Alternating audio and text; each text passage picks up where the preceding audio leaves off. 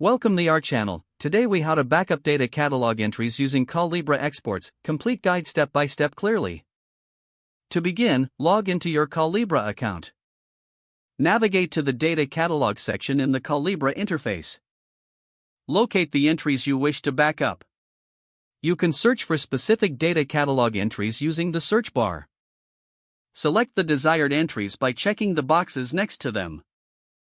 Once you have selected the entries, look for the export option in the toolbar. Click on the export option to initiate the export process. A menu will appear, providing different export formats. Choose the format that best suits your needs, such as CSV or Excel. After selecting the format, confirm your selection by clicking on the Export button. Wait for the system to process your request. Once the export is complete, a download link will be provided. Click on the download link to save the file to your computer. Open the exported file to verify that all necessary entries are included.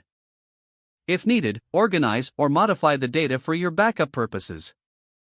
Consider storing the file securely in a designated backup location. Regularly perform this backup process to keep your data catalog up to date. Make sure to comply with any data governance policies in place. This ensures your backup process aligns with organizational standards. Review the backup file periodically for completeness and accuracy. This will help maintain the integrity of your data catalog entries. If the page does not load, refresh the browser or try again in a private or incognito window. Make sure you are using the correct email address, then retype it carefully to avoid small typos.